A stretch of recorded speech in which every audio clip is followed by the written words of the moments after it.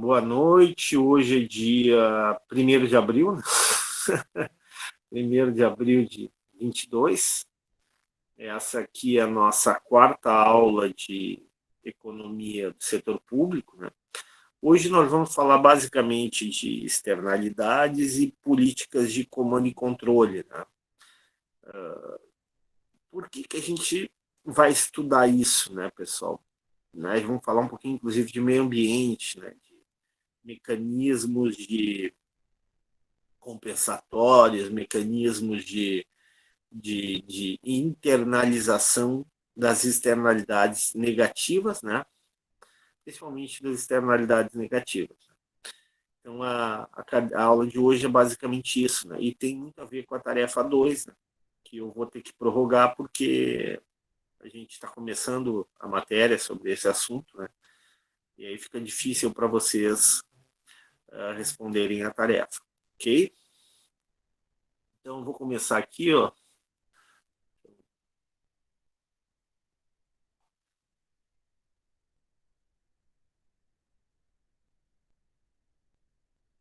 Isso aqui a gente já falou, então estou passando um pouquinho mais rápido.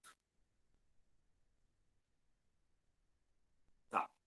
Então, quando a gente falou de bens públicos, bens privados, né, a gente falou de que alguns bens privados têm o mérito de ser tratado como se bem público fosse, ou demérito, né, em função das externalidades produzidas. Né? E qual é o problema das externalidades? Né? O problema das externalidades é que, na presença de externalidades, seja positiva, seja negativa, o ótimo social é diferente do ótimo privado. Puxa, professor, o que é ótimo social? O que é ótimo privado? Né? Explica direito isso para nós. Bom, vamos lá. O ótimo social é aquilo que a sociedade acha desejável, né? Produzir, ofertar. Né? E o ótimo privado é aquilo que a empresa, aquilo que o ofertante do serviço produz, objetivando maximizar o seu lucro, maximizar o seu ganho, maximizar a sua, no caso de um consumidor, né, maximizar a sua satisfação. Tá? Então, na presença de externalidades, o ótimo privado é diferente do ótimo social. Então, o que acontece, pessoal? Acontece o seguinte, ó, quando tem externalidades negativas, a quantidade produzida pelo agente privado, né, é maior do que o socialmente desejável. Então, por exemplo, ali vocês estão vendo poluição das águas. Né? Vamos supor uma atividade de produção de lá em Minas Gerais, a Vale do Rio Doce, né? Extração de minérios, né? Gera uma série de impactos ambientais, a produção de celulose, a produção de curtume, né? São atividades industriais que geram externalidades negativas, né?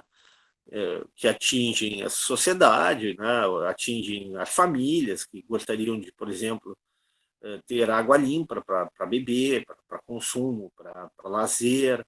Pode atingir outras empresas, por exemplo, uma empresa que trabalha com turismo, né, e que precisa da água limpa para atrair clientes. Né?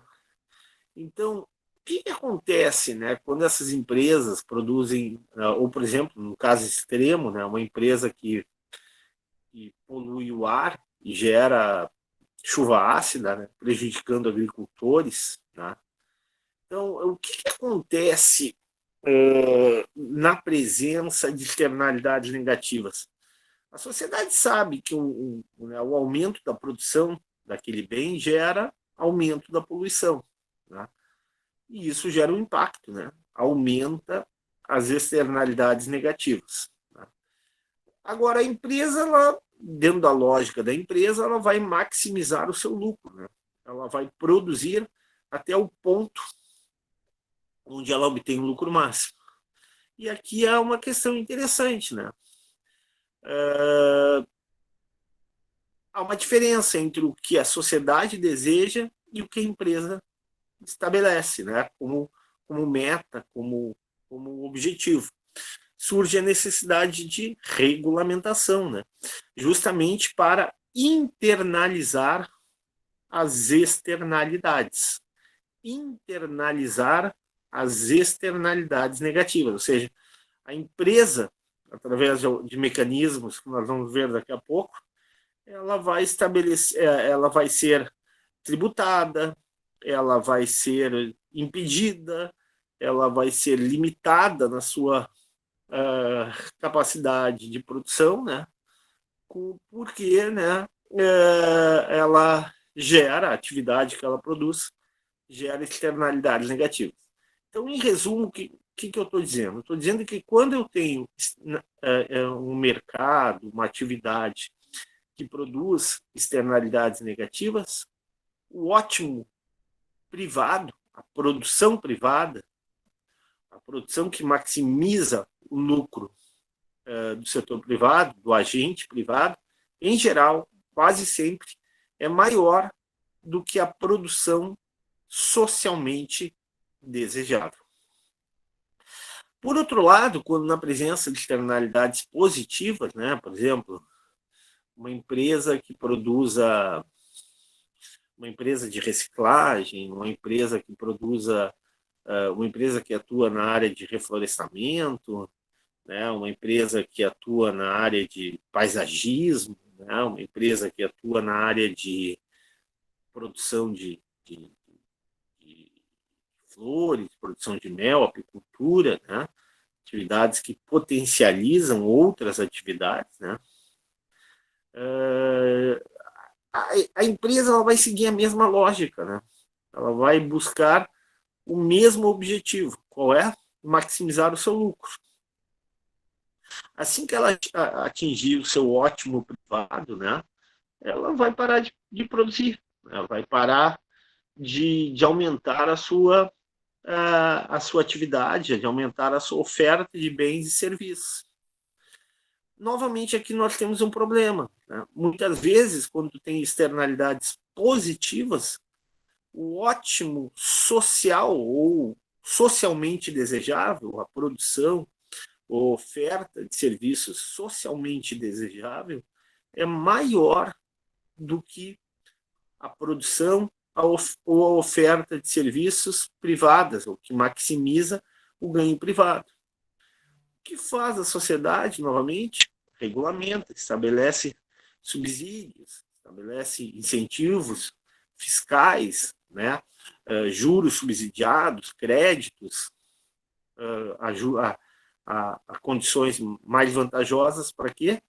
Para que a empresa, o setor, a atividade, aumente a sua produção de tal forma que o ótimo privado seja maior e seja próximo ou aquilo que é o alcance, né? Aquilo que é socialmente desejável. Entenderam essa introdução? Alguma pergunta, alguma dúvida, algum questionamento sobre essa primeira fala do professor?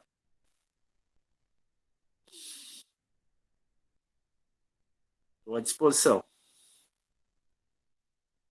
Tá. Clarissa também, Sérgio, Harley, colegas, está tudo tranquilo por enquanto? Tranquilo, okay, professor. Então vai, lê para nós essa lâmina, Sérgio, só para colocar. Exemplos de externalidades negativas? Isso. Poluição das águas, poluição atmosférica, festas barulhentas na vizinhança, trânsito congestionado, fumo de cigarro, fumadores passivos, né? Subida. Subida nos prêmios de seguro devido ao consumo de álcool ou tabaco por parte dos outros.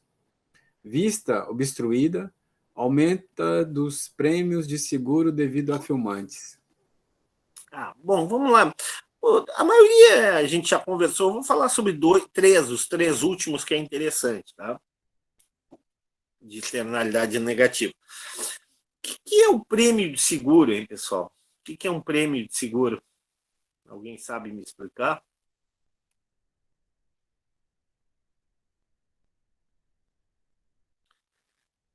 Vamos supor que eu faça um seguro saúde, né, um seguro de vida, né, ou um seguro de carro, por exemplo. Tá? Quando eu faço um seguro, o valor do seguro, né, o valor que eu tenho que pagar pelo seguro é um prêmio, né, o prêmio do seguro. Né? A gente chama isso aí na linguagem da seguradora, né? Então, quando fala ali em subida nos prêmios de seguro, é o aumento do valor da apólice que tu paga do, do seguro de carro, por exemplo. Né? Aliás, eu estava vendo até a questão do meu seguro de carro, estou renovando agora em abril, né? E eu reparei que baixou um pouco o preço. Um pouco tem a ver com o meu comportamento. Nos últimos anos eu não demandei, né?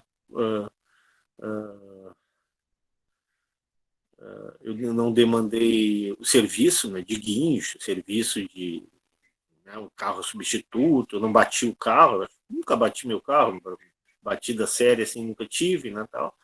Não demandei seguro, não necessitei de seguro. Isso, claro, me deu um desconto de bom motorista, né. Outra questão importante é que,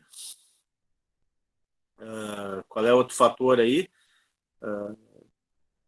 E tem um fator externo, além da questão minha, né, de não ter tido nenhum tipo de sinistro, né? O que ocorreu nos últimos anos? Eu estava falando com a corretora, né? E ela me explicou: olha, Ricardo, baixou um pouco o valor de seguro, porque nos últimos anos diminuiu o número de furto de veículos, entendeu? E as próprias campanhas da balada segura, né, as campanhas de fiscalização, né, de pessoas que bebem e dirigem, também diminuíram o número de acidentes de pessoas embriagadas. Né? Consequentemente, o valor do prêmio do seguro baixou um pouco, apesar da inflação, apesar de tudo. Né? Ou seja, o comportamento coletivo, né, o comportamento coletivo para o bem, né, no sentido de diminuir né, o furto de veículos, diminuir a sinistros em função de pessoas embriagadas, fez com que o valor do prêmio do seguro fosse reduzido. Entenderam? Ou seja, diminuiu as externalidades negativas nessa atividade e o que eu pagava, né, o que eu paguei esse ano foi um pouco menor. Bom, vista obstruída, né? Por que seria uma externalidade negativa? Aqui é outra questão, né, pessoal? Quando tu está numa cidade, né, e no Brasil, principalmente as grandes cidades, são cidades verticalizadas, né? Muito diferentemente, por exemplo, dos Estados Unidos, tu não tem essa característica tanto de cidade verticalizada. Claro, tem Nova York, tem Chicago, tem algumas grandes cidades, Detroit, né? Mas boa parte das cidades americanas não são tão verticalizadas quanto as nossas, né? E aí tu gera um problema. Quando tu constrói um prédio, por exemplo, constrói um prédio muito alto numa região, tu gera uma série de externalidades negativas para os teus vizinhos. Primeiro, tira a vista deles. Segundo, tira o sol, né? O sol numa cidade como Porto Alegre é importante no inverno, porque a temperatura do apartamento, a temperatura da tua casa diminui muito devido à ausência do sol. Então, o que tu tem? A construção ou a ausência de um plano diretor, né? De uma regra urbanística, né? Gera externalidades negativas. E aqui, por último, também seguindo o exemplo da primeira, né? O que tu tem? O aumento do prêmio de seguros. Hoje em dia, pessoal, claro, diminuiu muito o número de fumantes, né? Mas ainda tem, né? O problema maior hoje, inclusive, as seguradoras, né? Os planos de saúde, eles estão mais preocupados, na verdade, com a questão da obesidade do que propriamente com a questão do cigarro. Né? Porque a epidemia da obesidade é maior do que a epidemia dos fumantes. Então, muitas seguradoras hoje oferecem vantagens, oferecem subsídio, oferecem descontos, por exemplo, para as pessoas que queiram fazer uma atividade física, né? Fazer uma academia. Né? Por quê? Porque na visão da seguradora, por exemplo, é vantagem que o seu segurado faça uma atividade física, não seja sedentário, né? Ela está disposta a pagar ou integralmente ou parcialmente para que o seu segurado seja mais saudável. Porque no momento que o seu segurado é mais saudável, o que vai acontecer? Né? Vai diminuir os custos do plano de saúde, do seguro, né? Do seguro-saúde. E, consequentemente, o tamanho da carteira, o número de clientes dessa carteira vai aumentar, aumentando os lucros da seguradora. Né? Então, é muito comum hoje em dia as seguradoras criarem incentivos, criarem estímulos para que o comportamento do segurado seja um comportamento mais saudável. Alguém quer comentar alguma coisa, discutir, colocar algum exemplo?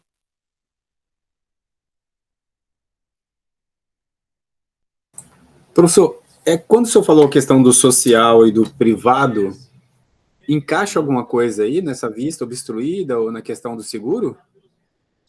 Sim, claro que encaixa. Vou dar um exemplo, tá? É claro que aqui o que seria o ótimo privado, tá? O ótimo privado seria o empresário que constrói lá um prédio, construir um prédio de 30 andares. Por quê? Porque ele ia usar uma área, a mesma área, ok? Iria ter mais apartamentos, iria ter um lucro maior, né? Iria maximizar o lucro lá com 30 andares, né? E, consequentemente, né, buscaria, né, alcançar essa quantidade de andares. Só que se tu construir, por exemplo, um prédio de 30 andares, numa cidade como São Paulo, Rio de Janeiro, Porto Alegre, Brasília, Belo Horizonte, o que vai acontecer? Né?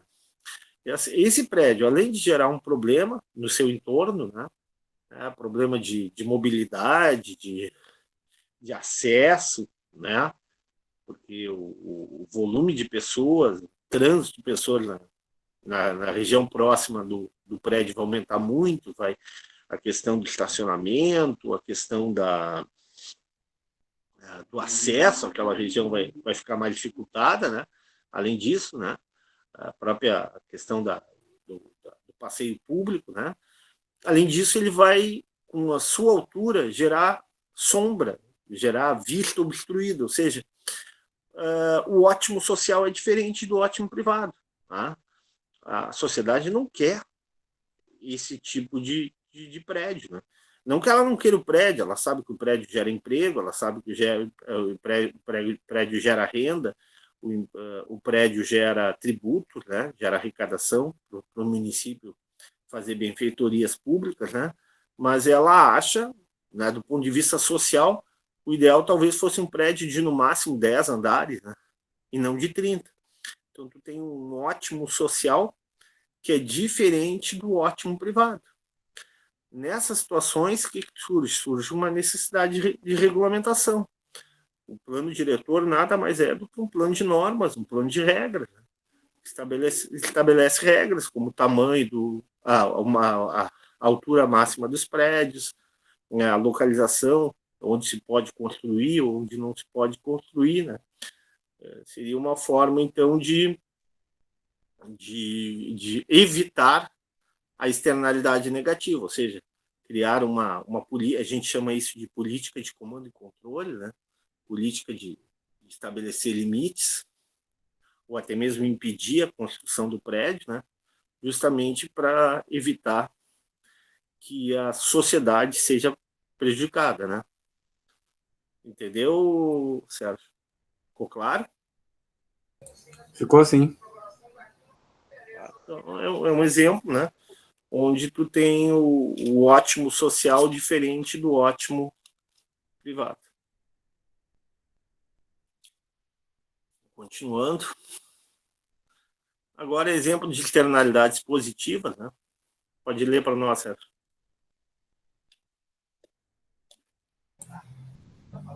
Uma propriedade vizinha bem conservada que faz subir o valor do mercado da nossa cuidados com a casa e jardins.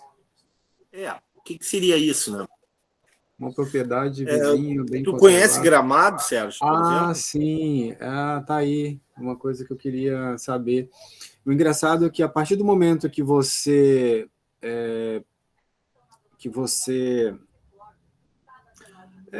coloca, enfeita a tua casa, produz a tua casa, melhora a visibilidade da tua casa com muro, com grade, você passa a valorizar não só o seu ambiente, não só o seu terreno, como o terreno do vizinho, né? Ou É seja, algo o parecido, ótimo né? social é diferente do ótimo privado.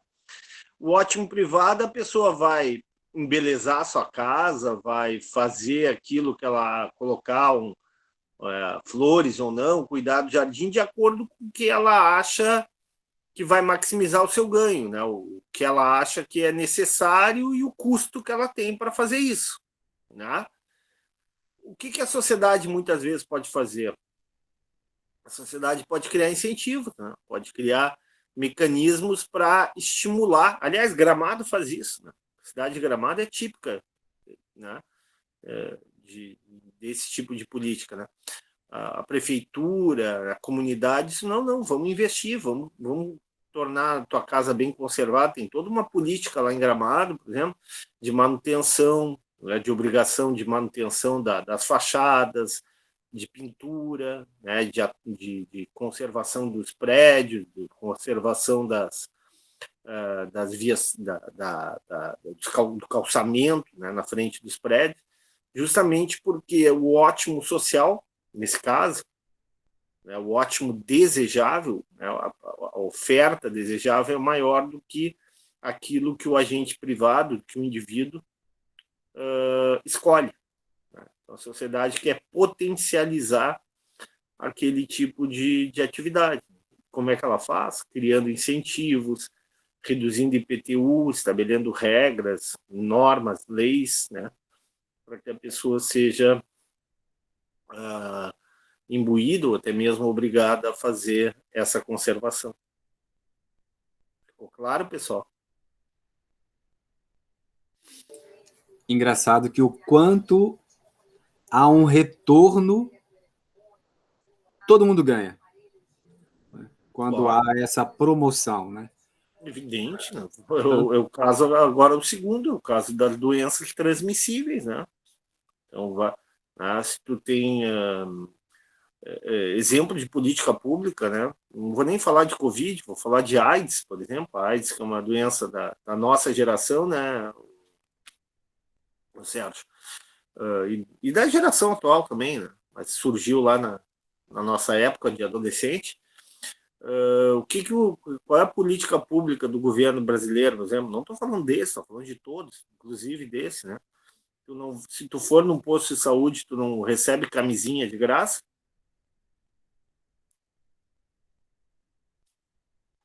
sim, tanto masculino quanto feminino, como gel. Né? Ou seja, porque no carnaval os caras distribuem, fazem campanha e tal, justamente porque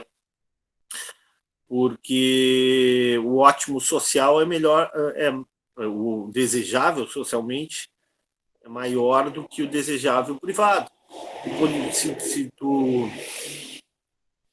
tu estabelece um critério unicamente privado, sei lá, o jovem lá que se acha saudável, que está com uma dificuldade financeira para comprar camisinha, né? Ele vai dizer, eu não vou comprar camisinha, eu estou bem, não estou me sentindo nada, se eu tiver isso aí, eu vou estar bem protegido, entendeu? Não. Ele vai escolher comprar camisinha ou não, ou quantas camisinhas ele vai comprar, de acordo com a maximização individual, né? Maximização da sua satisfação, da sua relação custo-benefício. Mas a sociedade não quer isso, né? A sociedade gostaria que os cuidados para evitar essa doença fossem maiores. Então, o que a sociedade fala? Tá bom, vamos fazer o seguinte, né? Em vez de deixar o critério de escolha a partir de ser do ótimo privado, vai ser a partir do ótimo social. Então, aquele jovem que sei lá, deixaria de comprar camisinha, talvez ele use a camisinha porque está ali, né? Está sendo oferecida, está sendo colocada para ele, né? Ali na baile de carnaval, lá no bloco de carnaval, está ali tem distribuição de camisinha, né? Lá no sambódromo, assim por diante, justamente para estimular que as pessoas usem mais e, evidentemente, diminua, né, por consequência, a transmissão da doença. Entenderam? Novamente, a questão do ótimo social e do ótimo privado. Está claro essa diferença entre o ótimo social e o ótimo privado? Tá. Existe essa diferença? Aí eu te pergunto, existe complementariedade entre eles? Complementariedade? Completariedade, onde um termina e começa o outro? Não. Não, é que são coisas diferentes. Uma coisa é a decisão da empresa. A empresa ela não está, né? A não ser que, claro, a Magalu, hoje em dia, claro, as empresas estão muito na questão social, mas, mas boa parte das empresas ela definem objetivos com base no seu ganho, né? Na sua maximização privada, né? E na presença de externalidades, sejam positivas ou negativas, né? Esse ponto que a empresa produz, esse nível de produção, não necessariamente é o que a sociedade quer. No caso de externalidades positivas, geralmente a sociedade quer mais. No caso de externalidades negativas, a sociedade quer menos. Agora, a diferença entre o ótimo social e o ótimo privado depende das externalidades, do tamanho dessas externalidades negativas ou positivas. Continua, Sérgio, por favor. Mas que é bom estudar isso, é bom, viu? Isso aí deixa a gente com a cabeça... Esse assunto é fantástico, eu adoro falar sobre isso, conversar, né? Gostaria que vocês interagissem mais, né? Todos vocês, não só o Sérgio, né? A Hardy, a Clarissa, todos que estão na sala. Mas isso é o critério de vocês. Cada um sabe onde aperta o seu sapato. Vai lá, Hardy. Vai lá, Sérgio, continua. Um perfume agradável usado por uma pessoa que vai... Peraí, só um pouquinho. Um perfume agradável usado pela pessoa que vai sentada ao lado. Nosso lado, né? Aqui a ideia nosso lado. É sempre melhor uma pessoa, né, com perfume, né, porque ela gera externalidades, né? A pessoa, imagina andar num ônibus, né? Eu já fui para Maceió de ônibus saindo, né, daqui, né? É sempre, né, bom andar com uma pessoa com perfume agradável. Fala, Rádio. Nem sempre eu ia falar, porque eu já subi um ônibus com uma pessoa que tinha cheiro de cigarro, e eu não sou fumante. Sim, mas daí não é perfume, né? Sim, não é perfume. Aí é uma externalidade negativa, né? Eu, quando era jovem, eu ia nessas festas, né, de boate, essas coisas, né, e voltava para casa simplesmente com a camisa, com o casaco, totalmente cheirando a cigarro, né, A primeira coisa que eu fazia quando chegava em casa da minha mãe era colocar o casaco, a camisa no varal, né? E abrir a janela mesmo um dia frio para que o ar, né, tirasse um pouco do cheiro. Mas isso aí já é externalidades negativas. Continua aí, Quem Sérgio. nunca foi numa loja de shopping, né, que tem os aromas aromatizados, né? Quem não foi no shopping, tudo isso provoca reações na pessoa de lembrança, de retorno. É uma estratégia de marketing aí. Mas não é só marketing, claro que é uma estratégia de marketing, mas não é só marketing, o Harley, é uma questão assim, ó. Quando tu cria, tu cria condições para. Vou dar outro exemplo, tá, Harley? Externalidades negativas, tá? A primeira vez que eu viajei para a Europa foi em 1996. Era bem jovem, tá? E estava barato na época do Fernando Henrique, né? Do Plano Real, né? E eu já dava aula, né? Tinha 2 anos de aula e quis fazer, a primeira viagem, peguei, né? As férias e fui para Inglaterra. Passei 40 dias na Inglaterra, sozinho. E quando eu estava voltando da Inglaterra, estava lotado o avião, né? E eu cheguei um pouquinho atrasado ali na hora de fazer o check-in do avião, né? E não tinha lugar na área de não fumantes. E eu fui com fumantes, eu fui com 2 alemães. Né? Ele era caminhoneiro, ela não sei exatamente o que fazia, né? Não falavam inglês muito fluente, mas deu para conversar bastante. Mas eu nunca fumei tanto na minha vida, porque eu cheguei, né? Depois de quase atravessando o Oceano Atlântico, né? Saí da Holanda, no caso ali, né? Vim até o Rio, né? Acho que foram mais de 10 horas de voo, né? Ainda deu azar, quando chegou no Rio caiu um temporal e o avião acho que ficou mais 1 hora dando volta em cima do rio até melhorar as condições de, de clima, né? A tempestade, passava por tempestade. Mas vê, então tu tem questões do ambiente que geram externalidades negativas. Né? Claro que né, hoje em dia isso não acontece mais, né? Isso aí está proibido, né? Nem pode mais fumar dentro do avião. Tá. Continua ali, o Celso, Sérgio. Melhores hábitos de condução que reduzem o risco de acidentes. O que a Harley comentou, só fazendo uma colocação. Esses tópicos de externalidades, eles são bons para a gente fazer levantamento de dados e alcançar um resultado em cima de um parâmetro, em cima de uma pesquisa, em cima de uma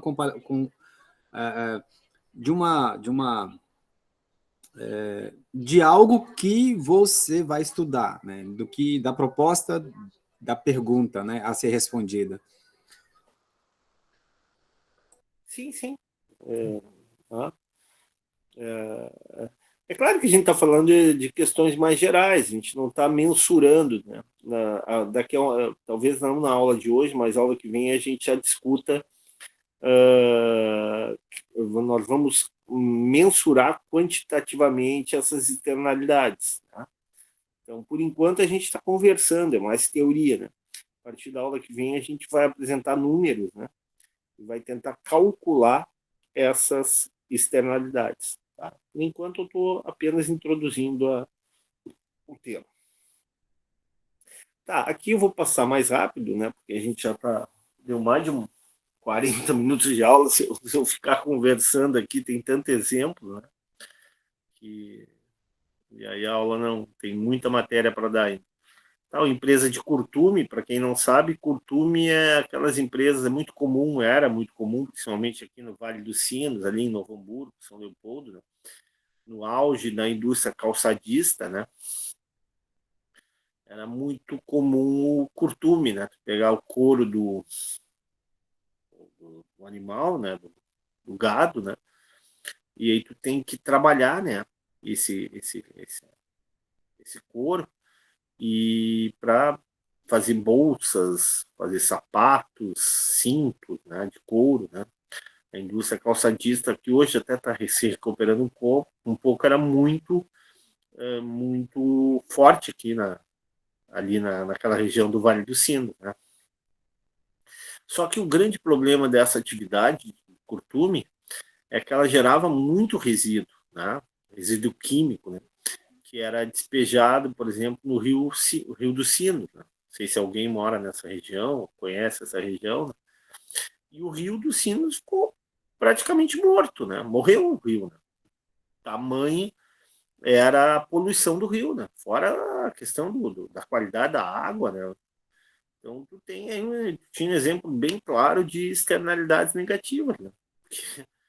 A empresa até maximizava, né? Ou as empresas que trabalhavam com couro, né? O objetivo das empresas simplesmente era maximizar o seu ganho privado, né? E argumentavam, né? Mas eu gero emprego, mas eu gero arrecadação tributária para o município, para o estado. Tudo isso é verdade, sem dúvida nenhuma, né? Mas as externalidades que uma empresa dessa gerava, né? Na questão da saúde da população que consumia aquela água, né? Para outras atividades, né? O rio ficou intransitável, antigamente podia se pescar no rio, né? Estou falando aí 40, 50 anos atrás, não, era impossível, né, a pesca, porque nem tinha mais peixe, mesmo que tivesse, né, o animal estava completamente, né, assim, sem condições não era comestível, né? Né? Se tem fotos mais antigas de natação, por exemplo, né, de pessoas que nadavam, pessoas que curtiam aqui o Guaíba, a orla do Guaíba, era balneável, né? Hoje não é, né? Ou seja, o que está se dizendo? Tá dizendo, olha, nós vamos ter que mensurar, medir, quantificar essas externalidades para internalizar esse custo. Ou seja, a empresa vai ter que pagar, além do custo do fornecedores, do custo da matéria-prima, né? Do custo da operação que ela tem, né? Para executar essa atividade. Além disso, ela vai ter que internalizar o custo que ela gera pelas externalidades negativas que ela produz. Então, aí é que entra o papel do setor público, de regular, de definir, né? De mensurar, de quantificar essas externalidades negativas. Esse é um assunto muito importante, muito interessante na área de economia do setor público.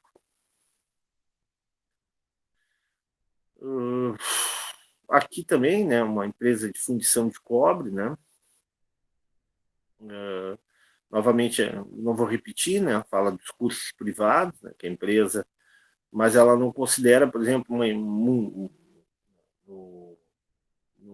no Chile, que é uma empresa que tem uma grande produção de cobre. O Chile é um dos maiores países produtores de cobre no mundo, né? Só que essa atividade gera uma série de danos para o meio ambiente, né? Por exemplo, né, se diz que essa atividade, por exemplo, gera chuva ácida. Isso vai prejudicar quem? Né? Vai prejudicar agricultores que trabalham no entorno da mina. Né? Novamente, essa empresa vai ter que, além dos seus custos de produção, né, ela vai ter que internalizar os custos gerados pela essa atividade, né, pelas externalidades negativas produzidas por essa atividade.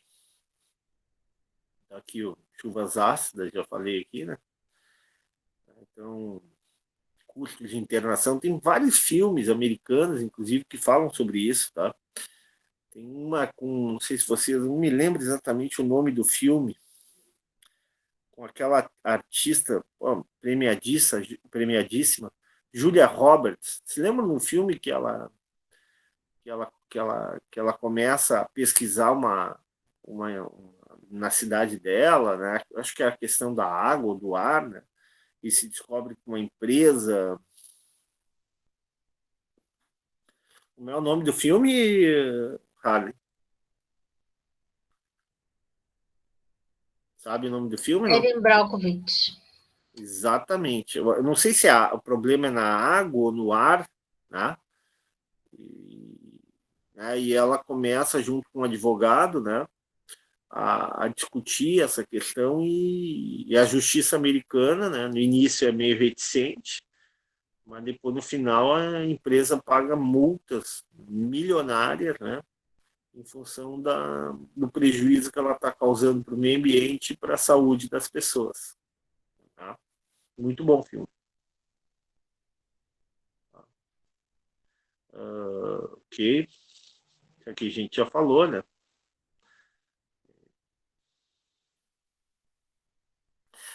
Então, lê para nós aqui lê essa lâmina para nós, Sérgio, por favor.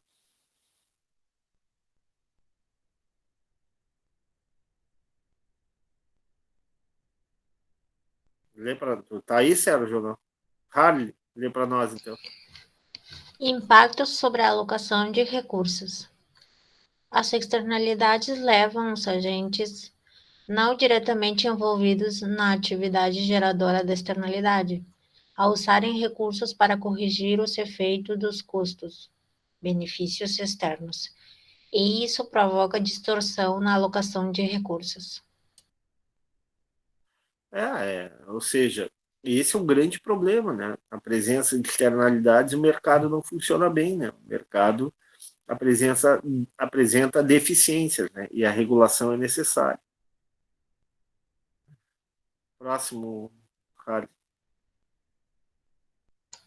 Estes danos não são considerados no cálculo dos custos industriais, que inclui itens como matéria-prima, salários e juros.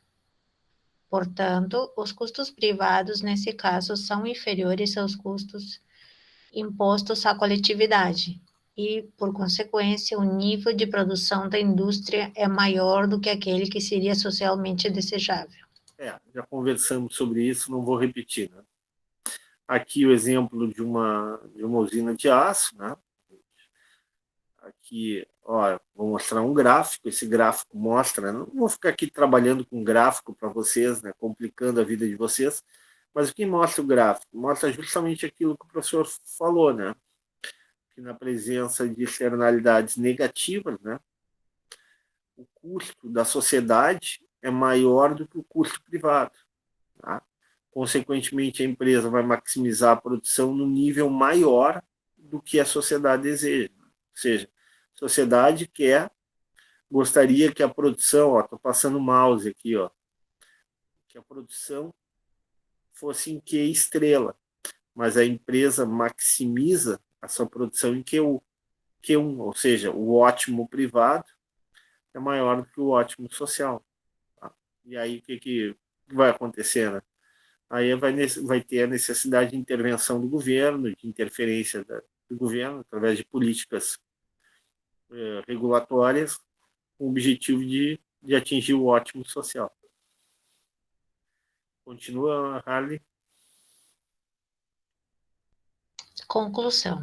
Na presença de uma externalidade negativa da produção, o custo social é maior que o custo privado, de forma que a oferta social fica à esquerda da oferta privada. O resultado é que a produção do mercado é maior do que a socialmente desejável. Exatamente, isso foi o que a gente comentou, né? Isso nas externalidades positivas, tá? Negativas, desculpe. No caso das externalidades positivas é o contrário, né? A mesma lógica, o mesmo raciocínio, só que aqui o ótimo social, a produção desejável é menor, é maior, gostaria de ser maior do que o que a empresa vai ofertar, do que a empresa vai produzir. Então, novamente, surge a necessidade de regulação, a necessidade de incentivos, né, para que a produção, a oferta de serviço seja maior do que seria ofertado se o mercado deixasse ou se melhor dizendo, se o mercado, se o governo deixasse livremente o mercado agir. Um exemplo clássico disso, pessoal, é a questão, por exemplo, da produção de conhecimento, né? Da produção de inovação, de produção de ciência básica, principalmente a ciência básica, né? A ciência, aquela ciência que vai gerar depois o desenvolvimento de ciências aplicadas, né? Por exemplo, o homem chegou à Lua, tudo bem, né? Mas para o homem chegar à Lua, teve que, né, o governo americano teve que criar a NASA, né? A NASA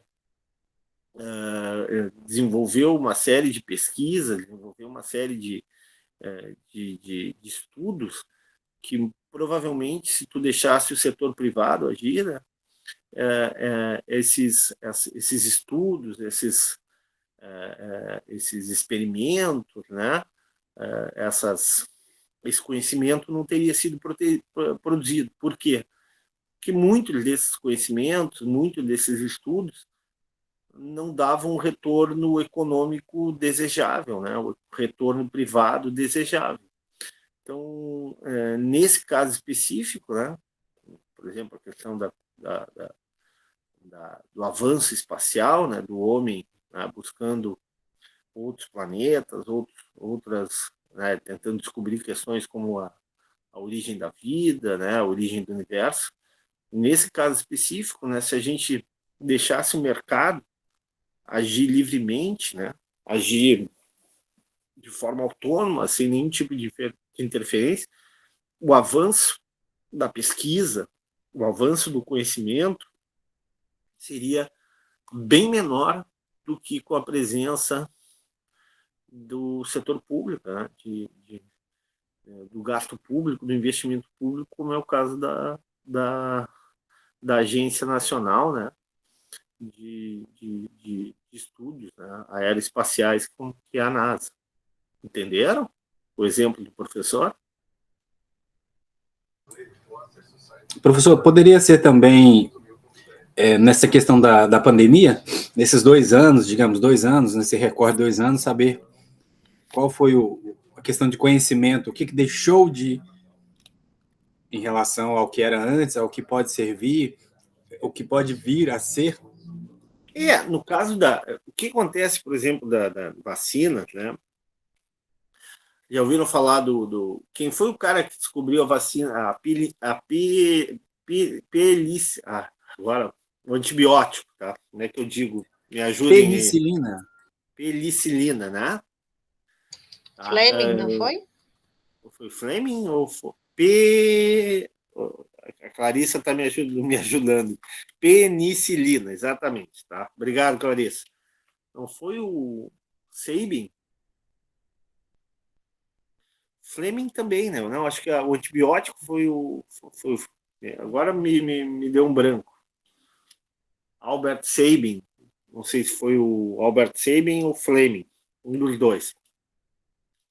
Bom, não interessa. A questão é a seguinte: esses caras, né? Fleming, tá bem. Obrigado, Clarissa. Então, assim, esses caras foram fundamentais, né? Para o Sabin não foi a questão da poliomielite. Acho que o Sabin foi a poliomielite. Esses caras, puxa, o Thomas Edison, por exemplo, Nikola Tesla, que criou a corrente alternada, né? Esses caras aí, eles internalizaram os benefícios. Por exemplo, o Tesla morreu pobre, né? O Fleming, o Sabin, esses prêmios Nobel de economia, principalmente na área de física, na área de química, né? Esses caras na área de matemática, né? Desenvolvem teoremas. O próprio Einstein, por exemplo, um gênio da física, né? O Einstein virou bilionário? Não, né? Ele internalizou né, todos os benefícios? Não, né? O que acontece é o seguinte: a sociedade gostaria que tivesse muito mais Einsteins do que realmente nós produzimos, né? Mas para isso, né, tu tem que criar incentivos, tu tem que criar estímulos, tu tem que criar mecanismos para que as pessoas se sintam motivadas em estudar. Então, muitas vezes, o que fazem as universidades, né? Criam bolsas, criam bolsas pesquisas, bolsas de pós-doutorado, bolsas de estímulo, né? À ciência, de fomento à ciência, justamente com o objetivo de dizer, olha, tu ganha tanto lá na universidade, mas, né, se tu produzir mais conhecimento, se tu produzir mais ciência, se tu desenvolver essa ciência básica que é tão necessária para depois tornar esse conhecimento na aplicação de novos medicamentos, novos fármacos, novas tecnologias em saúde, né? A sociedade vai dar um estímulo. Né? Não só estímulo financeiro, né? Muitas vezes o estímulo é o reconhecimento dessa pessoa como uma pessoa de grande valia, de grande importância para a sociedade. Mas, evidentemente, que o que essas pessoas produziram, o que essas pessoas geraram de bem-estar social, né, de benefício para a humanidade, é muito maior do que elas receberam. Ok. Então,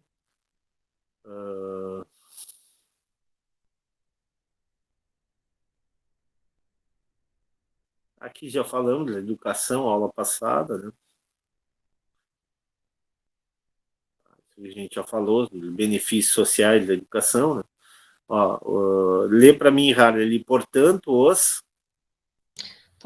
os benefícios sociais são superiores aos benefícios privados, que incluem apenas as vantagens pessoais da educação, como, por exemplo, os salários obtidos em função do nível de escolaridade. Isso aqui não é indiscutível, né, pessoal? Quando a gente pensa na educação, a educação é importante para... Eu, por exemplo, quando eu falo para minha filha, eu sempre digo, Roberta, quando tu é uma privilegiada, tu estuda, tu é filha de um professor universitário, né, de uma contadora, tu tem aí uma boa qualidade de vida, tem colégio particular, né, tem todas as condições. Quando tu estudares, lembre-se de que tu, né, ou quando tu não estudares, principalmente eu digo isso para ela, lembre-se que tu não está penalizando só a ti, tu está penalizando a sociedade. Uma sociedade pobre como a brasileira, uma sociedade pobre em capital humano, pobre em recursos financeiros, quando uma pessoa que tem condições de estudar, como vocês, por exemplo, deixa de estudar, na verdade, vocês estão internalizando malefício, né? Vocês estão deixando de obter um conhecimento que seria útil para a vida de vocês, tanto do ponto de vista financeiro quanto do ponto de vista de intelectual. Mas mais do que isso, vocês estão gerando externalidades negativas para a sociedade, porque é dada a oportunidade a vocês de serem mais sabedores, terem maior conhecimento de uma determinada área, né? E isso gerar um benefício geral, né? Benefício coletivo para a sociedade. Tá. Lê para nós ali, a Harley. Externalidades positivas. Todos esses benefícios indiretos da educação, por não serem apressados, não são computados nos benefícios privados. Portanto, os benefícios sociais são superiores aos benefícios privados, que incluem apenas as vantagens pessoais da educação, como, por exemplo... isso eu já falei para Já li, desculpe. Tá, vai lá, lê esse aqui. Outro exemplo são os inúmeros benefícios para a humanidade decorrentes da descoberta de novas vacinas e medicamentos. Os benefícios sociais decorrentes da descoberta da vacina contra a poliomielite não foram inteiramente apropriados pelo seu inventor, o cientista Albert Sabin, e dificilmente podem ser apressados. Apenas os benefícios privados, como prêmios em salários, pagamentos de royalties pelo registro da patente. Exatamente isso. Foi o que eu falei para vocês já tu Tu não tem como remunerar uma pessoa como um cientista que produz uma vacina que curou milhões, ou evitou que milhões e milhões de crianças tivessem deficiência física, não só para as crianças, para os pais das crianças, para a sociedade, né, porque se tornam crianças mais produtivas, assim por diante. Tá? Então, expansão da educação básica, descoberta de novas vacinas, como a Covid, né, sem dúvida nenhuma, gera externalidades positivas e aí surge a necessidade da presença do Estado. Aqui, novamente, a questão gráfica, que eu não vou trabalhar, mas é a ideia de que o ótimo social, nesse caso, ó, mudou aqui. Ó. Agora, o ótimo social, a produção é Q estrela, mas o ótimo privado agora é inferior, é Q1. O que faz a sociedade quer que, através de políticas públicas, né, esse Q1, que é o ótimo privado, alcance o ótimo social, Q estrelas. Ok? Conclusão? Na presença de uma externalidade positiva da produção, o custo privado é maior que o custo social, de forma que a oferta social fica direta da oferta privada. O resultado é que a produção do mercado é menor do que a socialmente desejável. Ok. Bom, isso aqui está visto, tá? Essa lâmina está apresentada para vocês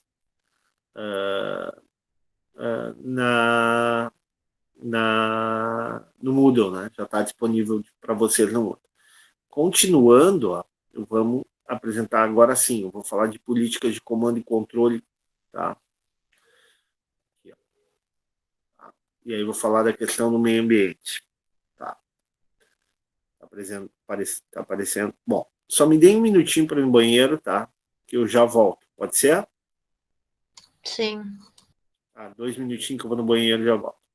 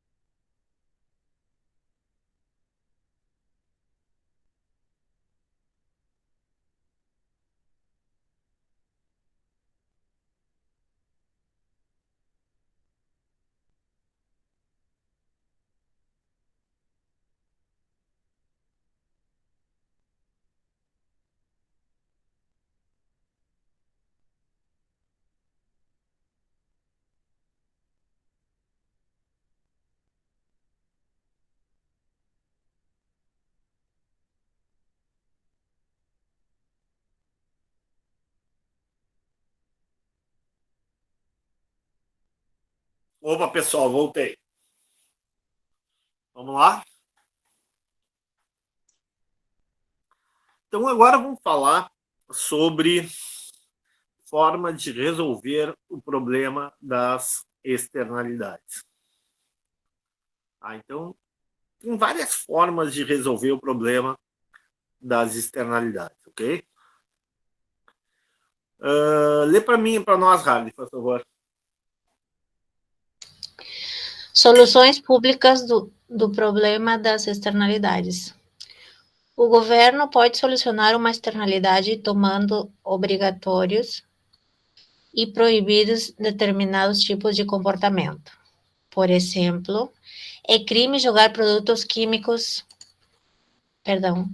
químicos tóxicos nos reservatórios de água. Neste caso, os custos externos para a sociedade superam em muito os benefícios para o poluidor. Assim, o governo instituiu uma política de comando e controle que proíbe totalmente esse tipo de ação. Na maioria dos casos de poluição, contudo, a situação não é tão simples. Apesar dos objetivos declarados de alguns ambientalistas, seria impossível proibir todas as atividades poluidoras. Por exemplo, praticamente todas as formas de transporte, até os cavalos, produzem algum tipo de subprodutos poluentes indesejáveis. Mas não seria sensato para o governo proibir todos os meios de transporte. Assim, em vez de tentar erradicar completamente a poluição, a sociedade tende a ponderar os custos e benefícios para decidir os tipos de quantidade de poluição que vai permitir. Aqui tem uma questão, né? Tem uma briga eterna entre economistas, administradores e ambientalistas, né? Claro que eu não estou falando de todos os ambientalistas, né? Estou falando de alguns mais radicais, né? E aí, o que tu tem para esses ambientalistas mais radicais, né? Na ideia de que a natureza tem que ser preservada, a natureza tem que ser mantida intacta. E a gente sabe, né? Nós economistas, administradores, sabemos que essa não é a realidade, né? Não é essa a verdade do mundo, né? Toda ação humana gera sempre maior ou menor impacto ambiental. Vou dar exemplo para vocês. Por exemplo, na Europa, né? Na Europa, há mais de 2.000 anos, não existe praticamente nenhum tipo de floresta nativa. Por quê? Porque desde lá do Império Romano, o que acontecia? A Europa, em geral, é fria, né? É uma região bastante fria do, do planeta, né? E as pessoas precisavam se aquecer no inverno, né? E na época nem sequer se pensava em petróleo, gás, qualquer tipo de óleo que gerasse combustão e aquecimento, né? Nas casas, né? Nos ambientes onde as pessoas moravam. Qual era a principal forma de geração de energia, de calor, pessoal?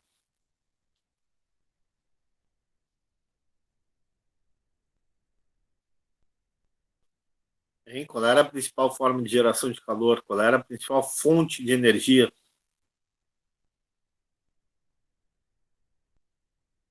Ninguém respondeu no chat, pode responder no chat.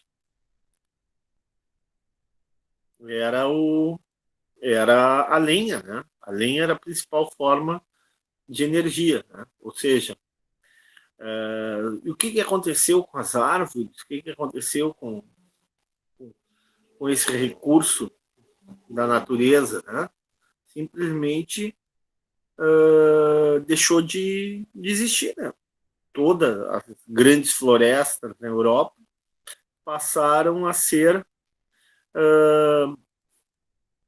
destruídas, né? Passaram a ser utilizadas para garantir a energia necessária, o aquecimento necessário das casas. Então, toda atividade humana ela gera um impacto ambiental. E esse impacto ambiental, né, vai gerar um prejuízo, né, para o meio ambiente, para a sociedade. Então, o que nós, economistas, nós, administradores, colocamos? Né? Olha, o ser humano, no momento que ele está vivo, no momento que ele é um ser, né, que ele é um ser vivo, ele gera, né, produção de resíduos, produção de elementos que vão prejudicar a natureza, né? não tem como erradicar, né, evitar completamente a poluição, a gente tem que conviver com ela, né? A questão toda, o que dizem os economistas, administradores, é o seguinte: nós temos que ponderar, né? Nós temos que mensurar os custos associados, qual é o prejuízo que gera essa poluição e os benefícios para decidir, né, o que poluir, como poluir e em que quantidade poluir. Um exemplo claro, por exemplo, é a questão da energia nuclear, né? Essa discussão é muito, né, entre especialistas, técnicos, cientistas. Muita gente pondera, será que não vale a pena o risco, né, da energia nuclear, né, dos efeitos da energia nuclear, porque ela é uma energia limpa, né?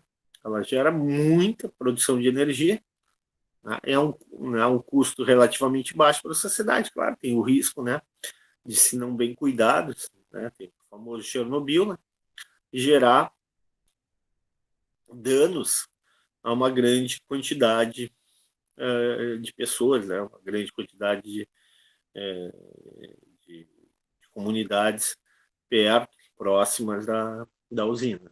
Então, a visão do economista, a visão do administrador é justamente essa, né? Ponderar custos e benefícios. Pode ler para nós, continuar, Harley? Os regulamentos ambientais podem tomar muitas formas.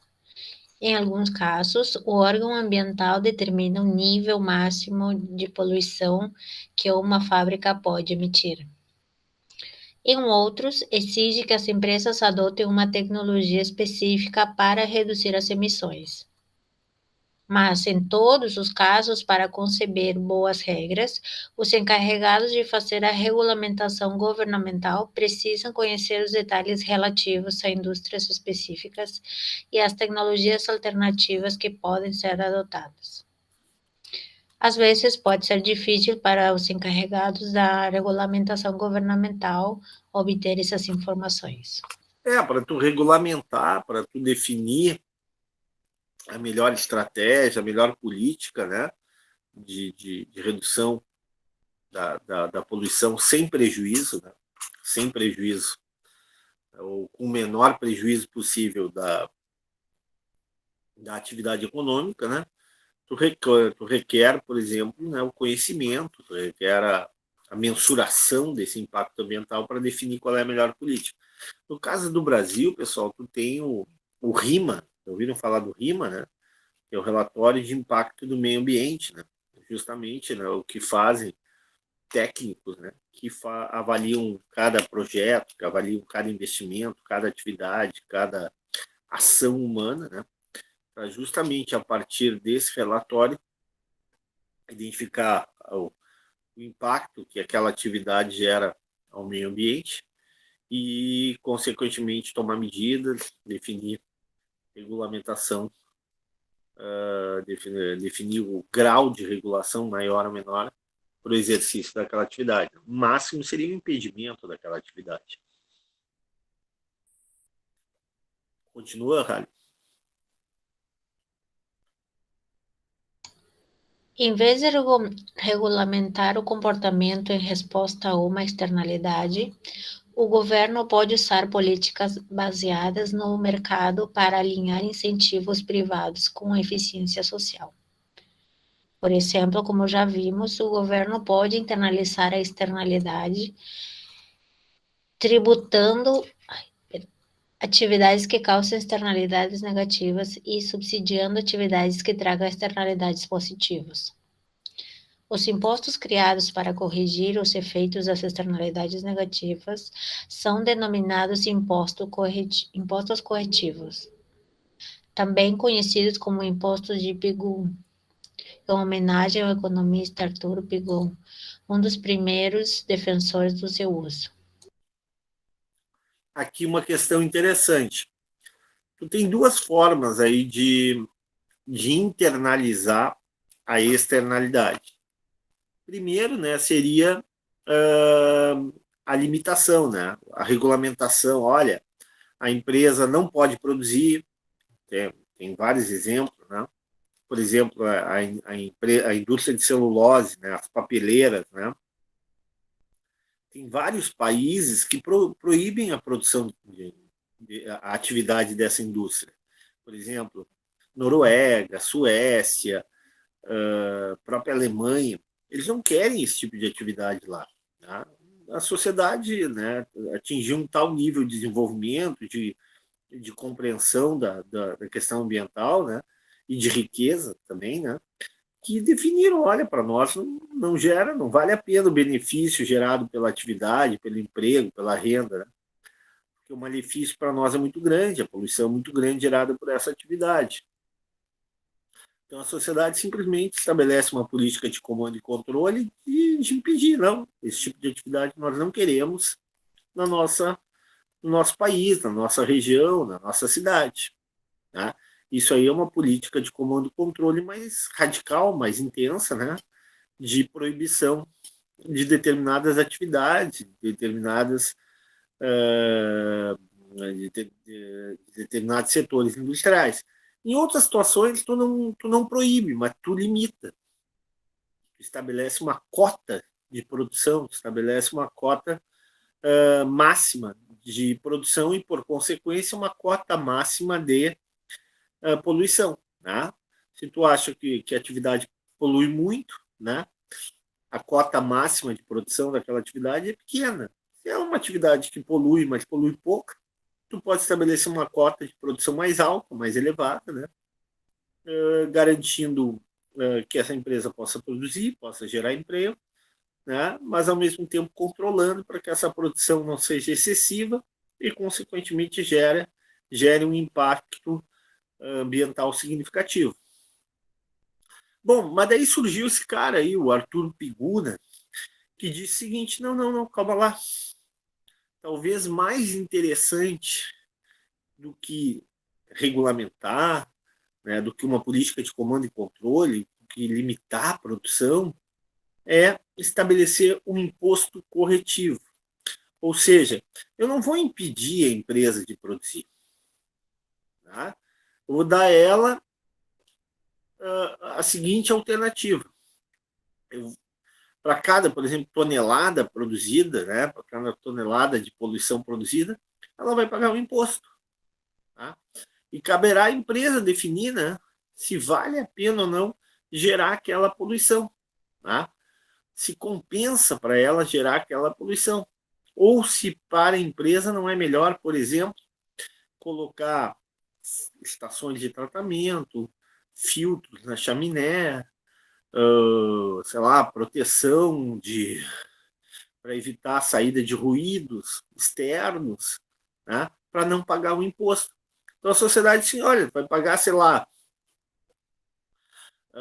500 mil reais por tonelada de poluição produzida. Tá? E aí a empresa lá, os administradores, vocês que serão administradores da empresa, se reúnem no conselho e definem, olha, puxa, será que vale a pena pagar esse imposto? Será que não é mais barato para a empresa reduzir a reduzir a produção, não, mudar a matriz industrial, mudar as máquinas, colocar equipamentos mais eficientes, menos poluentes, né?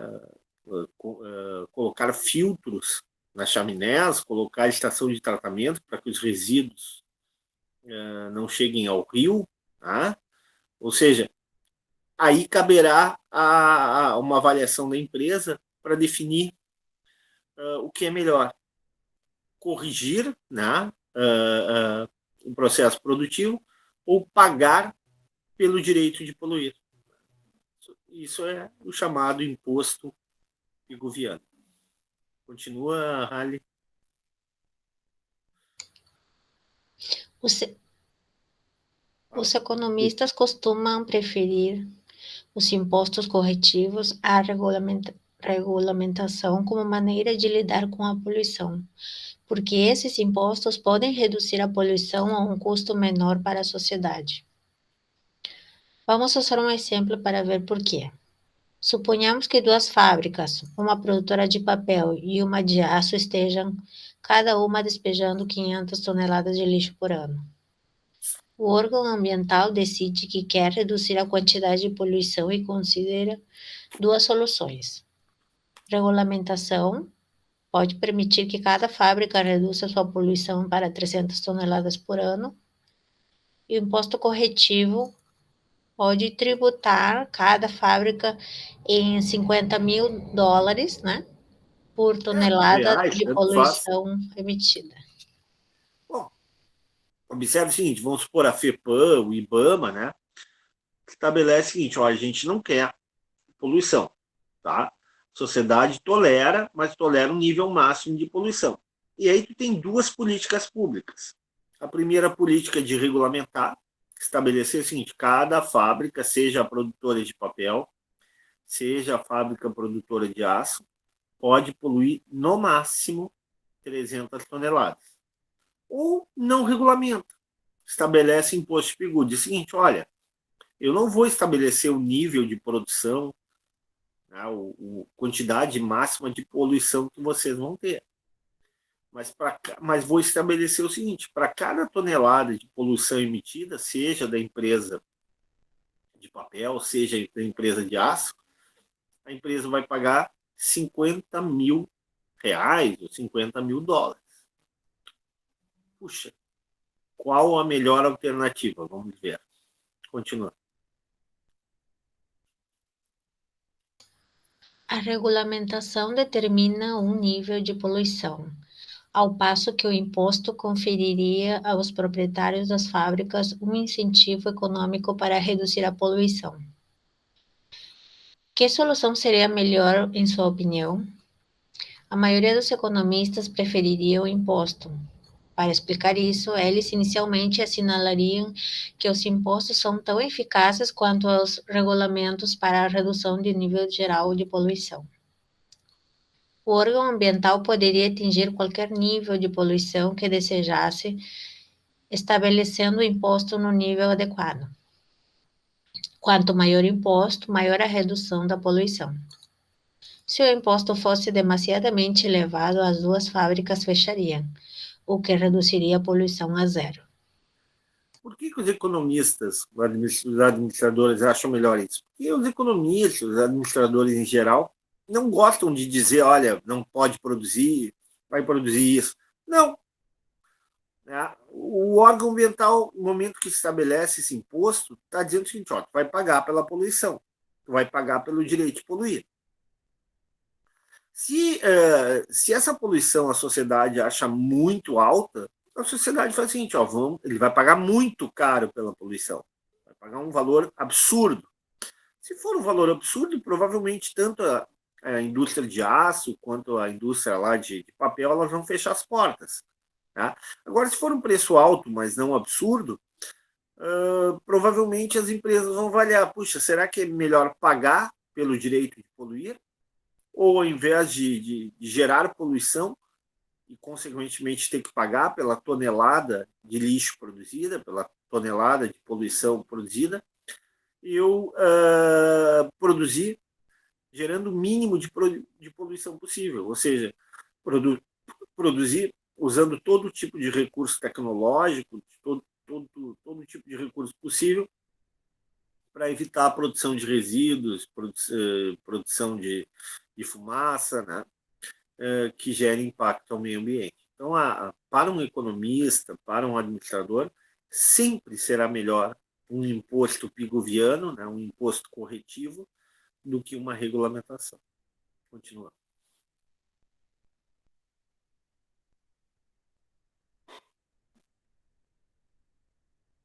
Pode continuar, Rally?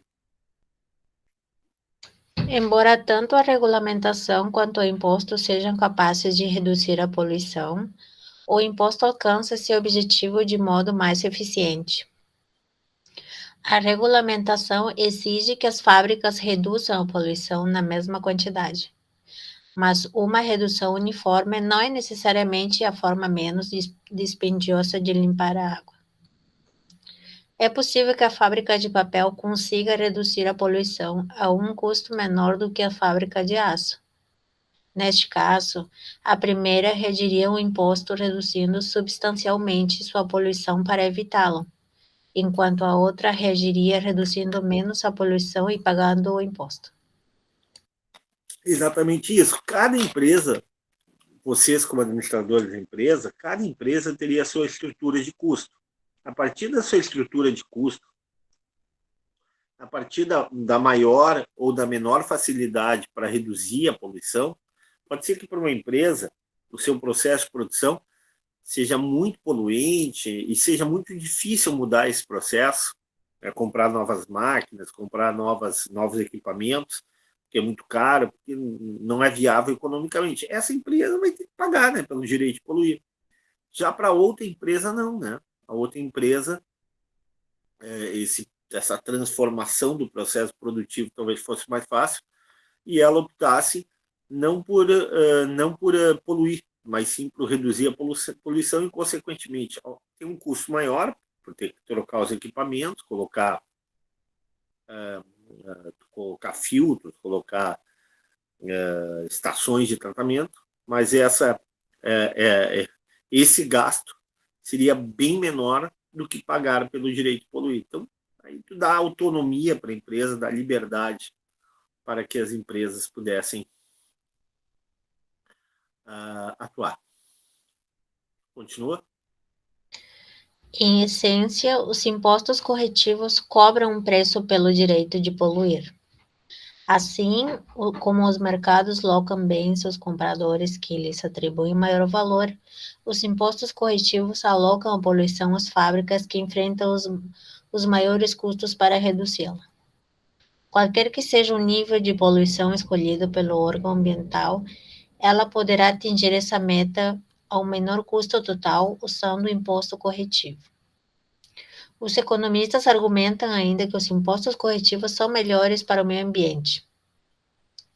Sob uma política de regulamentação de comando e controle, as fábricas não teriam motivo para reduzir as emissões, já que tivessem atingido a meta de 300 toneladas de lixo. Já o imposto dá às fábricas um incentivo para desenvolver tecnologias com níveis de poluição menores, porque reduzem o montante de impostos que as fábricas devem pagar. Exatamente. Ou seja, para os economistas, né, o imposto sempre será melhor do desenvolvimento que a regulamentação, do que a proibição, do que a limitação. Agora vamos falar de licenças negociáveis de poluição. Eu pergunto para vocês, já ouviram falar de crédito de carbono? Mercado de crédito de carbono? Eu já. Vamos falar um pouquinho. Eu quero falar de mercado de crédito de carbono. Alguém está afim de aula que vem, nos primeiros 10, máximo 15 minutos, falar do mercado de crédito de carbono e ganha um prêmio por isso? Se alguém tiver, pode levantar a mão. Vai ganhar o prêmio.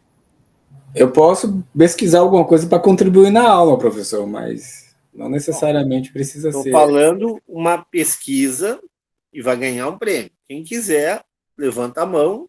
Quero fazer, professor. Tá? Depois eu vou dizer qual é o prêmio. Tá? Se alguém quiser, senão eu vou falar sozinho sobre o mercado de crédito de carbono. Tá? Pensem, me respondam pelo WhatsApp. Eu acho que o prêmio é bom, mas eu não vou dizer antes. Tá? Eu acho que o prêmio é bom. Não precisam responder agora. O primeiro que tomar a decisão, tá?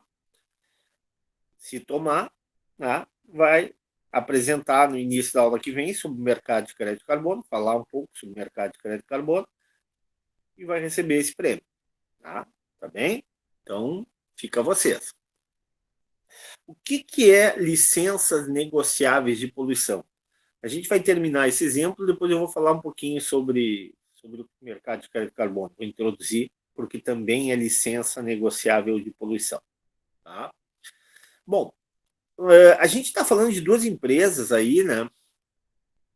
que estão poluindo, né? A empresa de papel e a empresa de aço, tá?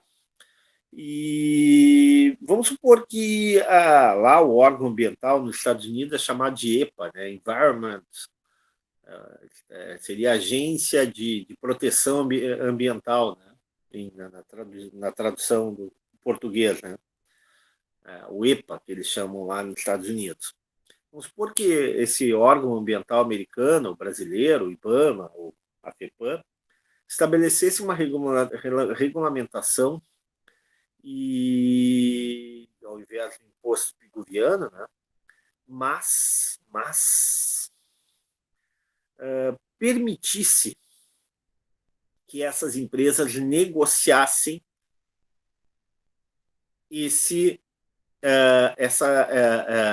essa cota de poluição. Então, lá o órgão ambiental diz o seguinte, né, tanto para a indústria de aço quanto para a indústria de papel, diz o seguinte, olha, cada uma de vocês, para que tu tenha um ambiente sustentável, né, para que tu não deteriore o meio ambiente, né, cada empresa pode gerar de poluição por ano 300 toneladas de lixo. Então, a empresa de papel pode gerar 300 toneladas e a empresa de aço pode gerar 300 toneladas. Bom, aí começa a regulamentação. Tá. Se não tiver nenhum tipo de licença negociável, cada empresa vai ter que trabalhar com essa, né, com a ideia de produzir no máximo 300 toneladas de lixo. Né? Isso pode limitar, inclusive, a expansão das empresas assim por diante. Mas vamos supor que exista a possibilidade de negociar essa cota de poluição. O que poderia ocorrer? Vamos supor que a empresa de aço é uma empresa mais pesada, uma empresa que trabalha com maquinário menos desenvolvido tecnologicamente, né? E ela polui muito. Tá? Geralmente ela não polui 300 toneladas, ela chega a produzir 400 toneladas, mais do que o permitido. Né? Se ela não puder fazer nada, ela vai ter que reduzir a produção. Tá? Por outro lado, a fábrica de aço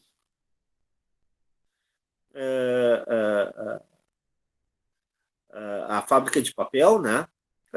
Ela tem processos mais ágeis, a tecnologia permite ela reduzir a poluição, né? Gerada na sua atividade, né? E aí o que pode acontecer? Pode haver um acordo entre as empresas, tá? A fábrica de aço lá, a Harley, que é lá da fábrica de aço, que é administrador, vai bater na porta do Sérgio, que é da fábrica de papel, e ofertar o seguinte, olha, eu pago 5 milhões de reais se vocês nos derem 100 toneladas de crédito de lixo. Né? Ou seja, vocês vão reduzir, tá? Vocês não vão poluir 300, vocês vão poluir 200, e a gente vai poluir 400. Em troca, vocês, né, a gente vai dar 5 milhões de dólares, 5 milhões de reais por esse crédito de poluição. Eu pergunto, vocês acham que o órgão ambiental deveria proibir esse tipo de acordo, esse tipo de negócio? Qual é a opinião de vocês?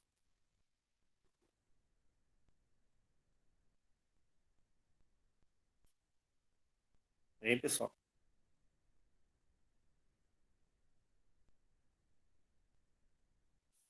Não deveria proibir, né? Porque o que importa para o órgão ambiental, na verdade, é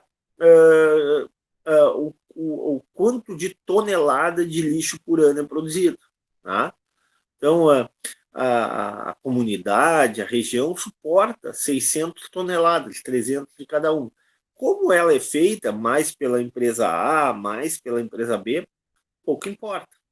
Mal comparando, pessoal, é o exemplo do mercado de crédito de carbono. Qual é a grande questão qual é o grande problema da humanidade hoje, além da guerra, além da pandemia, né? O que se fala exatamente, né, do futuro da humanidade, do futuro da Terra? Não é o aquecimento global? Sim. Como é que é gerado esse aquecimento global? Pelo quê? Pela emissão do que, Harley? Do gás? O gás carbono, né? Ok. Sim. E esse gás carbono, né, ele é emitido pelas fábricas, pelos carros, né, pela indústria em geral, né, pelos animais, né, pela produção animal, pela agricultura, assim por diante. E o que está acontecendo no mundo hoje? Né? A produção de gás carbônico é maior do que a Terra suporta. Né? Vamos supor que a Terra suporte 1 milhão de toneladas de gás carbônico por ano. Só que atualmente, né, a humanidade está produzindo 1 milhão e 200 mil toneladas. Isso vai gerar o quê? O chamado efeito estufa, né, o aquecimento global, o derretimento, né, das calotas polares, né, que mais, né, o aumento no nível das águas, problemas climáticos, né, questões extremas, né, de clima, seca, enchentes, tornados, assim por diante, tá? Isso é o que, né, se fala, né, como efeito do aquecimento global. Então, tem se discutido muito entre países nos últimos 10, 20 anos o seguinte: olha, do jeito que está, não dá. O mundo está produzindo mais gás carbônico do que a Terra suporta, do que o planeta suporta. Ou seja, essa situação está se tornando insustentável. Ou seja, a questão da sustentabilidade não está sendo alcançada. Né? A produção está crescendo muito maior do que o mundo consegue suportar, absorver desse gás carbônico. Bom, e o que fazer? Né? Os países já se reuniram, né, desde a Rio 92, né, depois surgiu lá em Kyoto, no Japão, o protocolo de Kyoto, e outras reuniões já aconteceram no mundo, né, entre países para discutir a questão ambiental. A ONU faz isso. E uma das saídas é estabelecer um mercado de crédito de carbono. O que acontece? Se chega a um cálculo lá, né, de quanto o mundo pode produzir de carbono. E aí tu divide, aí, vamos supor que seja 1 milhão de toneladas de carbono por ano. Aí tu diz o seguinte: olha, os países da África vão ficar com 200 mil toneladas. Estados Unidos, 100 mil. China, 100 mil, já tem 400 mil. Europa, 300 mil. Europa e Rússia, 300 mil. Já tem 700 mil, não é isso? Acho que chegou a 700 mil. América Latina, México, Brasil, Argentina, Peru, mais 100 mil. Aí ainda sobra a Índia ali, os outros países, mais 100 mil, Oceania, tal, 1 milhão. Ou seja, divide. Tá? Cada país tem a sua cota para produzir carbono, né? Para produzir gás carbônico. Só que tu deixa a negociação, tu deixa a possibilidade desses países negociar. Por que deixa a possibilidade? Porque é bom isso, é vantajoso. Porque tem países, por exemplo, como a China, que está crescendo absurdamente, 5%, 6% ao ano, logo, logo vai faltar crédito de carbono. Estados Unidos, China, alguns países da Europa, logo, logo vai faltar crédito de carbono. Em compensação, tem outros países, como países da África, alguns países da Ásia, a própria Oceania, né? Alguns países da América Latina, cuja produção industrial, cuja produção agrícola, né, cuja geração de gás carbônico não é tão grande. Então, o que esses países podem fazer? Esses países podem vender crédito de carbono. Tá? Então, vamos supor aí o Brasil, tá? Um exemplo.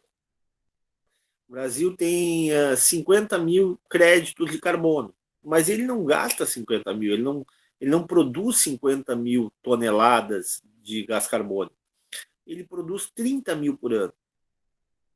Ele poderia pegar esses 20 mil que ele tem e vender, né? Fazer um leilão, né? Para a China, para Estados Unidos, para a Europa, e Deus veja, quem dá mais compra esse crédito de carbono. Mais vale ainda para um país pobre lá, né? Como Etiópia, Somália, sei lá, Congo, né? Um país desse, vamos supor que tivesse 10, 20 mil créditos de carbono.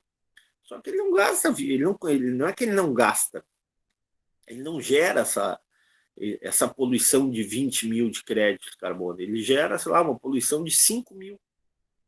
Sobra 15 mil para ele.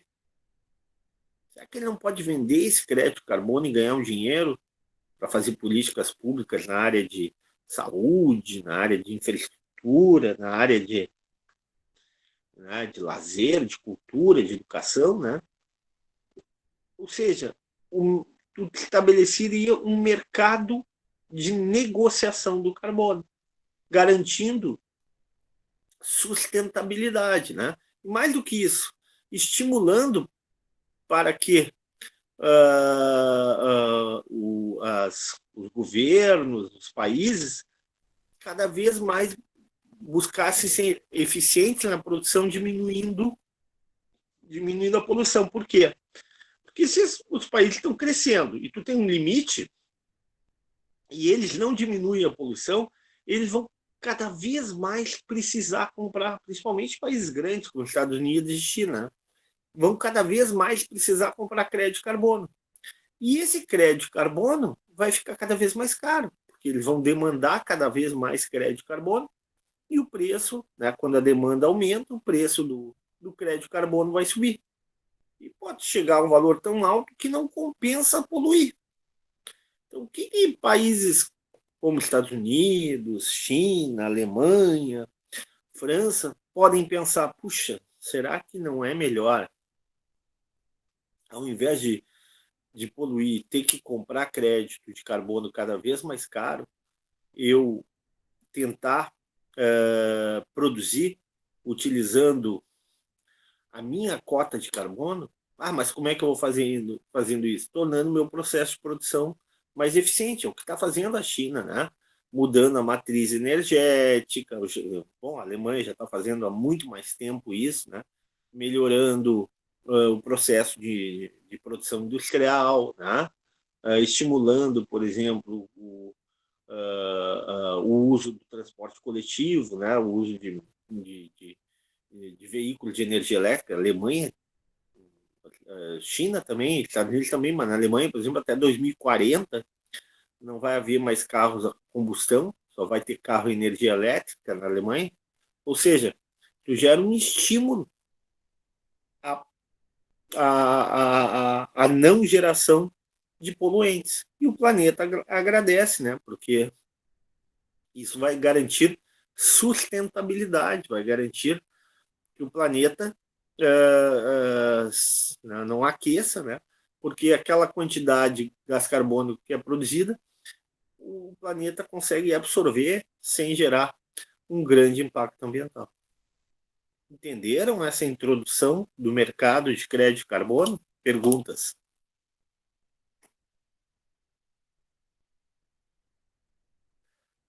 E aí, pessoal, estão aí ou estou falando para a parede?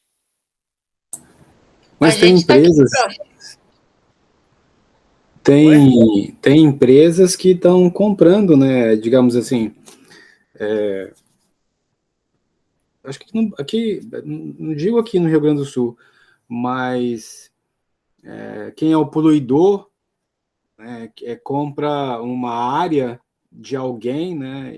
Para... Bom, é isso que eu queria que alguém falasse nos primeiros 15 minutos. Se ninguém quiser estudar esse assunto, eu estou dando oportunidade para vocês, e vou dar um prêmio para isso. É isso que eu quero, que falem sobre o mercado. Eu tenho na ponta da língua. Se ninguém falar, os primeiros 15 minutos da aula que vem serão meus. Tá? É justamente isso. Ou seja, há vários mercados, há esse mercado mais entre países, né? Há o mercado entre empresas que estão negociando crédito de carbono, né? É muito interessante esse mercado, porque existe um mercado global, existe um mercado regional, né?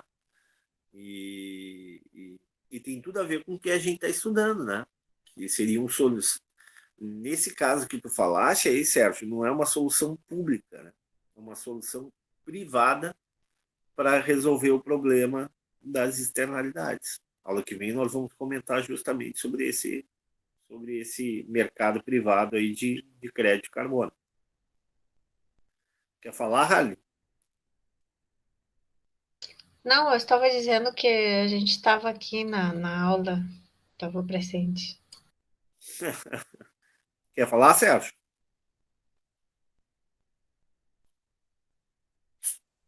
Também, uma vez eu li alguma coisa sobre essa questão de crédito de carbono, mas num selo de... São produtores, são criadores de gado que eles têm um sistema todo voltado para essa questão ambiental do alimento, O selo ambiental, né? O selo da de... carne. É isso que eu estava buscando aqui agora. Existe um selo dessa carne que é como se fosse ele. Pode falar, difícil. A Não, linguagem tudo bem, ainda. não tem problema. Não, vamos falar a aula que vem. Com calma, a gente vai conversar bastante aí sobre a aula que vem sobre o mercado de crédito de carbono. Não vou começar a falar agora, porque já está no horário mais avançado, tá? Nós vamos falar um pouquinho sobre o mercado de crédito de carbono. Mas entenderam essas licenças negociáveis de poluição? Tá? Sim, Então, tu sim. pode negociar essa licença. Tá? Tá aqui esse material, pode ler, tá? Então, lê para nós, para a gente terminar essa licença. Rale. Ah, tá. Licenças negociáveis de poluição. Do ponto de vista da eficiência econômica, permitir o negócio é uma boa política. O negócio deve deixar os proprietários de duas fábricas em melhor situação, já que ambos voluntariamente concordam com ele. Além do mais, o negócio não teria efeito externo porque o volume total de poluição continuaria o mesmo. Assim, o bem-estar social aumenta ao se permitir que a fábrica de papel venda seus direitos de poluição à fábrica de aço. Exatamente, tá? Continua aqui. A mesma lógica se aplica a qualquer transferência voluntária de direitos de poluição de uma empresa para outra.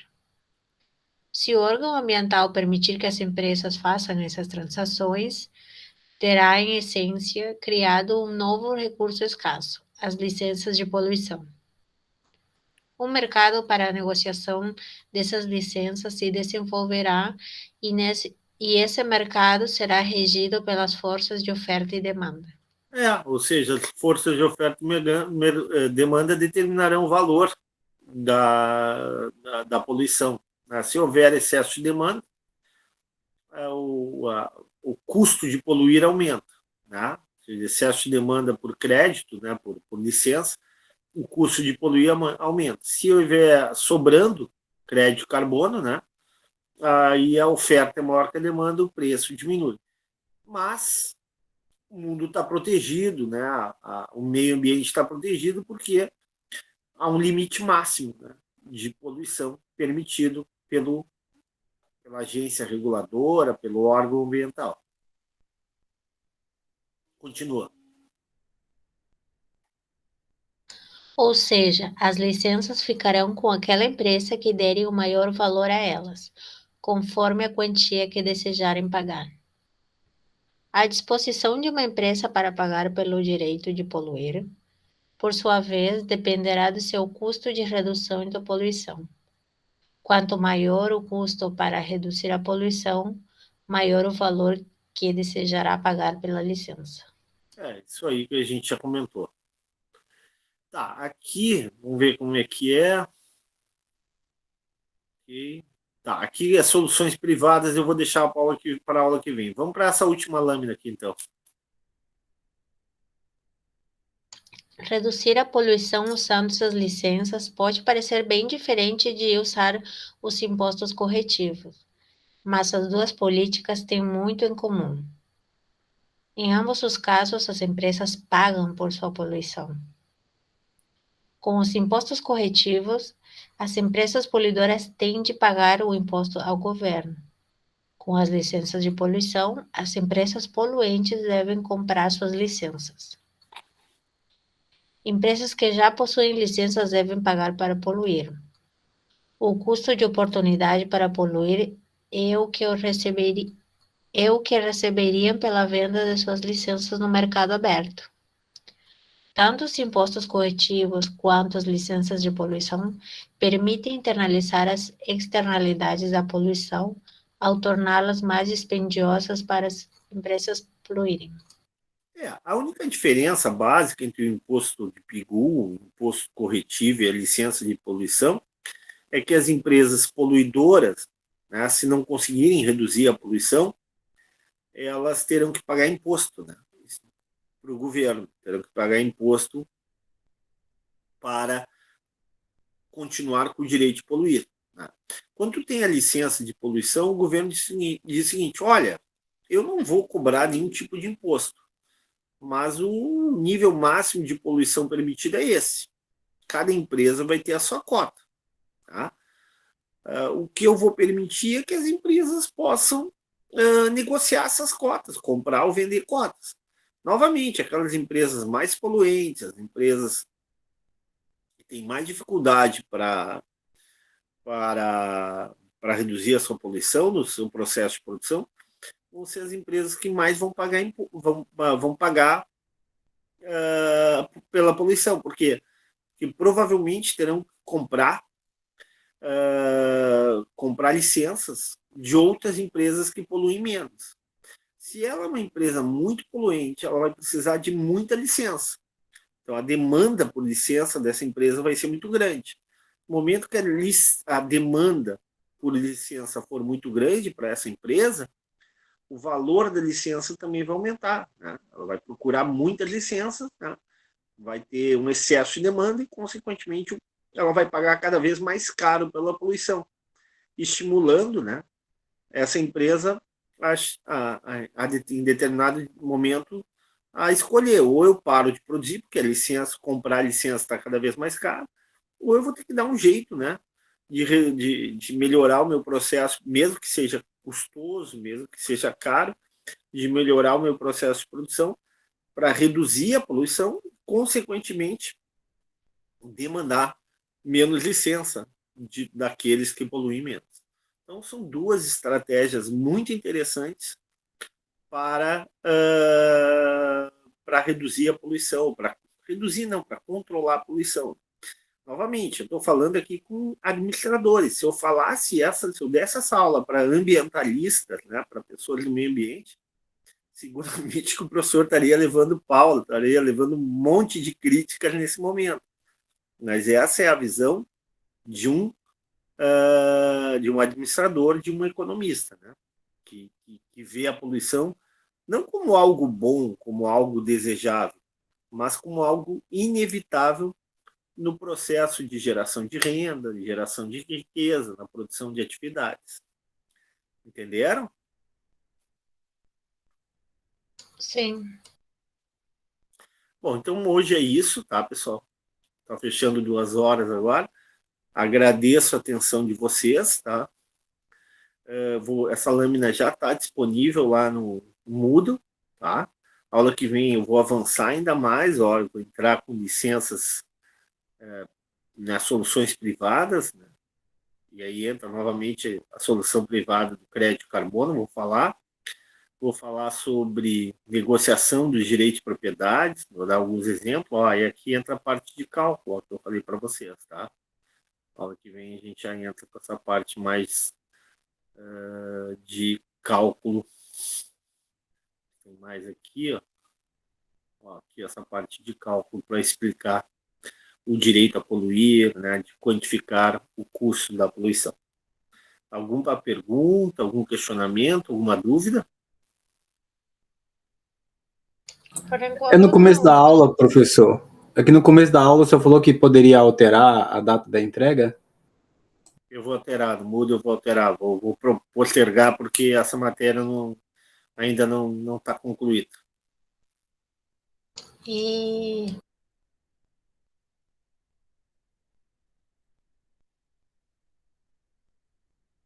Sim, mais alguma questão? acho que não, prof. Então tá. Eu agradeço a atenção de vocês, né? Tenham um ótimo final de semana, né? E o professor está à disposição de vocês caso vocês queiram alguma coisa ali no WhatsApp, ok? Uma boa noite. Obrigada, prof. Boa noite. Eu que agradeço a atenção de vocês. Uma boa noite.